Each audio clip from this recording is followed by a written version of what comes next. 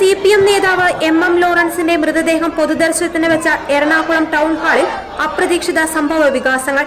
മൃതദേഹം മെഡിക്കൽ കോളേജിന് വിട്ടുനൽകില്ലെന്ന് വ്യക്തമാക്കിയ മകൾ ആശ ലോറൻസും അവരുടെ മകനും മൃതദേഹത്തിനടുത്ത് നിലയുറപ്പിച്ചതോടെയാണ് സംഘർഷാവസ്ഥ ഉടലെടുത്തത്.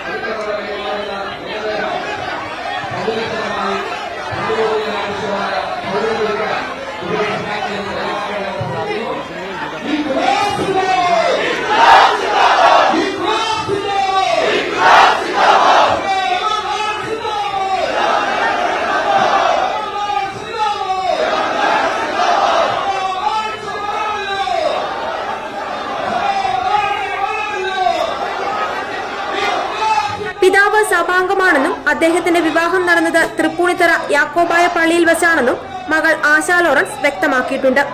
ലോറൻസിന്റെ എല്ലാ മക്കളുടെയും മാമോദിസ നടന്നത് പള്ളിയിൽ വെച്ചാണ്. എല്ലാവരുടെയും വിവാഹം നടന്നത് മതാചാര പ്രകാരമാണ്. കമ്മ്യൂണിസ്റ്റ് പാർട്ടി അംഗമാണെങ്കിലും മതത്തെയോ മതവിശ്വാസത്തെയോ തന്റെ പിതാവ് തള്ളിപ്പറഞ്ഞിട്ടില്ലെന്നും ആശ ലോറൻസ് വ്യക്തമാക്കിയിട്ടുണ്ട്. ഇവരെ ബലം പ്രയോഗിച്ച് മാറ്റുവാൻ CPM പ്രവർത്തകരും നേതാക്കളുമടക്കം ശ്രമിച്ചു. മുദ്രാവാക്യം വിളികളുമായി പ്രവർത്തകർ മൃതദേഹത്തിനടുത്ത് നിലയുറപ്പിച്ചു. തർക്കത്തിനിടെ മകൾ ആശ ലോറൻസ് നിലത്തു വീണു. പിന്നീട് മൃതദേഹം മെഡിക്കൽ കോളേജ് ആശുപത്രിയിലേക്ക് മാറ്റി.